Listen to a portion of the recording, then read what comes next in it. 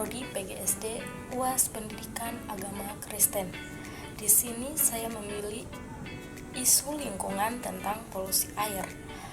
Yang dapat kita ketahui bahwa pencemaran air dapat diartikan sebagai suatu perubahan keadaan di suatu tempat penampungan air seperti danau, sungai, lautan, dan air tanah akibat aktivitas manusia.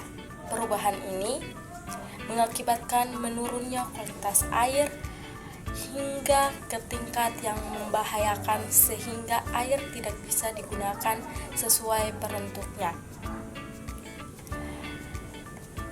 Saya memilih isu lingkungan, polusi air, dan dampaknya terhadap lingkungan dan masyarakat karena polusi air adalah salah satu masalah lingkungan yang sangat signifikan dan berisiko tinggi.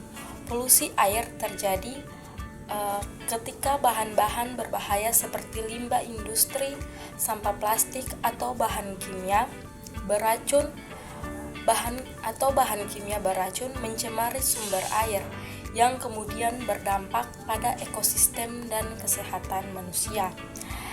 Dampak terhadap lingkungan sangat luas, antara lain kerusakan ekosistem perairan, hilangnya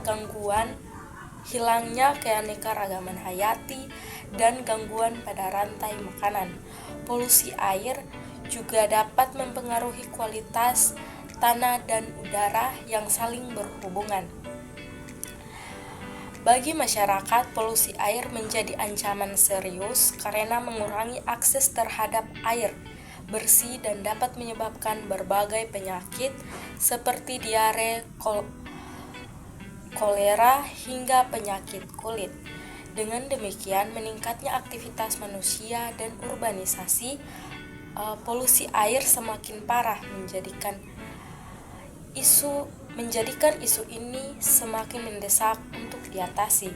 Solusinya yang efektif memerlukan kolaborasi antara pemerintah, masyarakat, dan sektor industri untuk mengurangi polusi air dan melindungi ekosistem serta kesehatan. Yang berikut tentang masalah yang mendalam tentang isu polusi air. Yang dapat kita ketahui, masalah yang menyebabkan isu polusi air yaitu yang pertama, penyakit dan kesehatan masyarakat. Polusi air dapat menyebabkan kontaminasi air yang digunakan oleh masyarakat, meningkatkan risiko penyakit seperti diare, kolera, hepatitis, dan penyakit kulit. Air yang tercemar mengurangi ketersediaan air bersih yang sangat penting bagi kehidupan manusia. Yang kedua, pengaruh ekonomi. Banyak sektor seperti perikanan dan pariwisata sangat bergantung pada kualitas air yang bersih. Polusi air dapat mengurangi hasil tangkapan ikan dan menarik turis yang pada akhirnya merugikan perekonomian masyarakat yang bergantung pada sumber daya alam ini. Secara keseluruhan, polusi air tidak hanya merusak lingkungan, tetapi juga mengancam kesehatan dan kesejahteraan manusia, serta mengganggu keberlanjutan ekonomi. Di sini ada beberapa data dan fakta yang mendalam tentang polusi air yang mencerminkan dampaknya terhadap lingkungan dan masyarakat. Itu yang pertama, penyebab polusi air. Limbah industri. Menurut industri adalah penyumbang utama pencemaran air dengan membangun limbah berbahaya seperti logam berat, bahan kimia beracun, dan pelarut ke dalam sungai dan lautan. Yang berikut ialah skala polusi air global. Pencemaran laut. Menurut data dari World Wildlife Fund, lebih dari 8 juta ton plastik diperkirakan masuk ke lautan Yang berikut ialah dampak terhadap ekosistem, kehilangan keanekaragaman hayati. Polusi air dapat menghancurkan habitat bagi berbagai spesies, misalnya polusi logam berat seperti merkuri dapat mempengaruhi sistem saraf ikan dan hewan air lainnya. Polusi nutrisi juga dapat menyebabkan pembentuk zona mati di perairan, mengurangi oksigen yang diperlukan untuk kehidupan akuatik. Penyebab utama dari masalah isu polusi air itu yang pertama tumpahan minyak. Tumpahan minyak yang besar dan kebocoran minyak yang seringkali disebabkan oleh operasi pengeboran minyak di laut atau kapal yang mengangkut minyak. Yang berikut ialah sampah yang menggenang di air. Sampah yang mengandung senyawa organik seperti sampah industri makanan, sampah sisa rumah tangga, kotoran hewan hingga manusia. Di sini saya akan menunjukkan beberapa gambar tentang polusi air di lingkungan dan di masyarakat.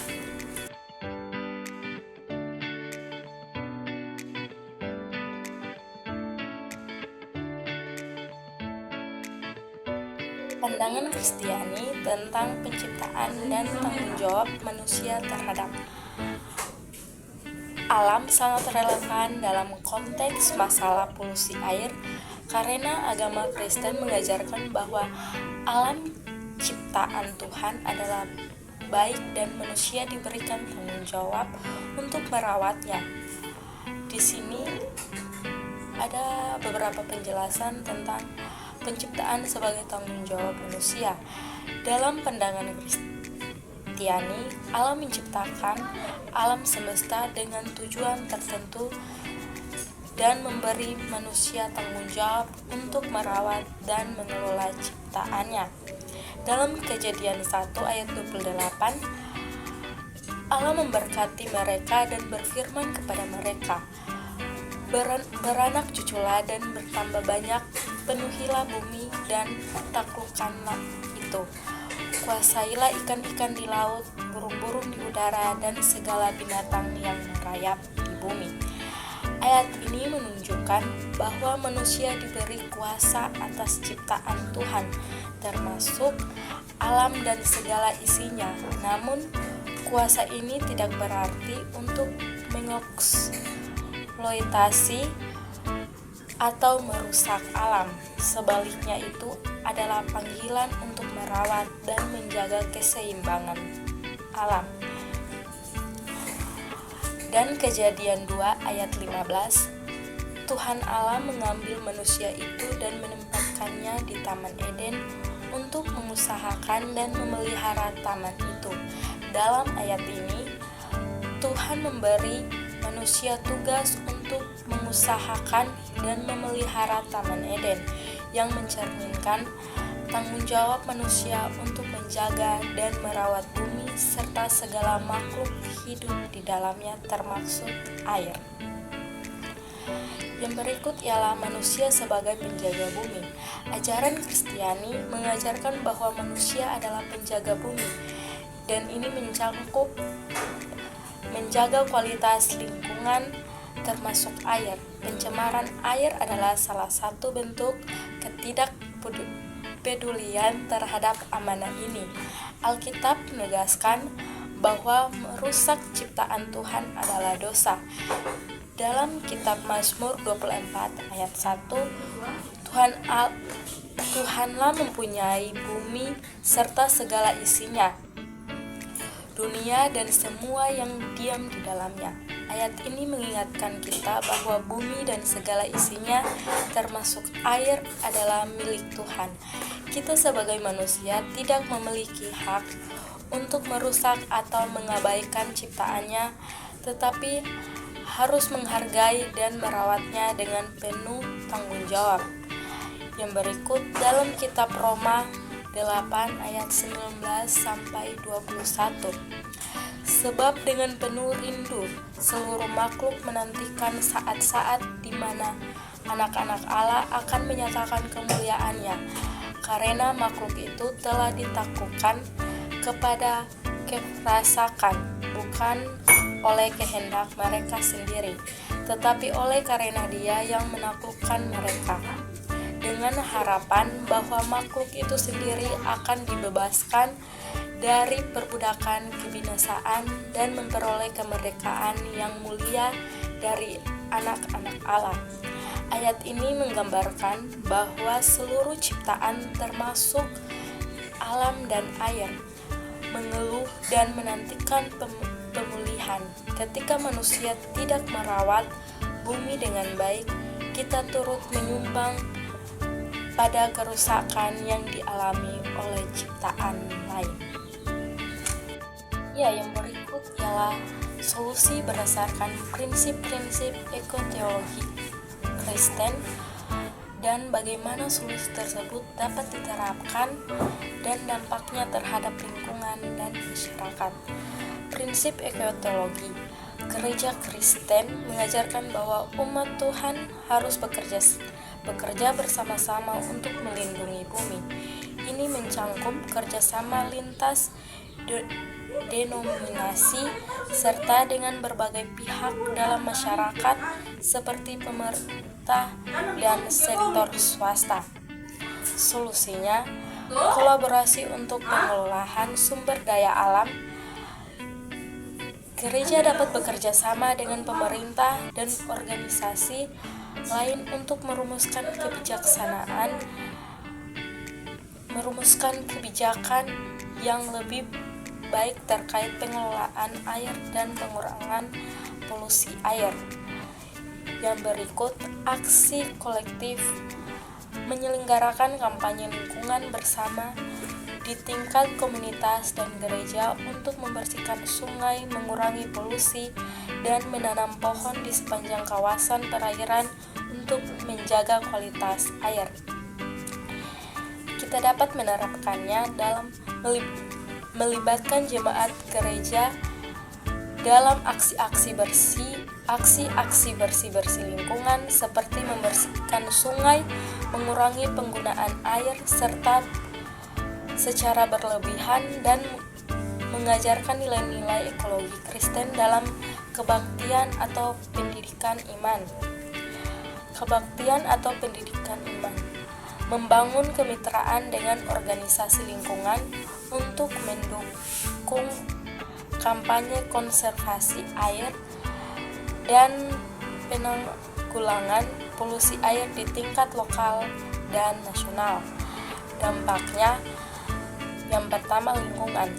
Aksi kolektif akan menciptakan dampak positif terhadap kualitas air dan lingkungan serta meningkatkan kesadaran lingkungan dalam komunitas gereja. Yang berikut ialah masyarakat. Aksi bersama yang melibatkan gereja dan masyarakat akan membangun solidaritas sosial dan menciptakan lingkungan yang lebih peduli terhadap kelestarian alam. Di sini yang dapat saya simpulkan ialah solusi berdasarkan prinsip-prinsip ekoteologi Kristen untuk polusi air melibatkan pengelolaan sumber daya alam yang bijaksana, keadilan sosial, pengurangan konsumsi yang berlebihan, dan kerjasama lintas komunitas. Dengan mengimplementasikan prinsip-prinsip ini, kita tidak hanya akan memperbaiki kualitas air dan melindungi ekosistem, tetapi juga mengurangi dampak negatif terhadap masyarakat, terutama kelompok yang rentan. Tindakan ini mencerminkan kasih kita kepada Tuhan, sesama, dan alam, serta menjadi bagian dari panggilan Kristen untuk merawat ciptaannya. Demikianlah hasil dari materi singkat yang dapat saya bawakan. Sekian dan terima kasih. Shalom.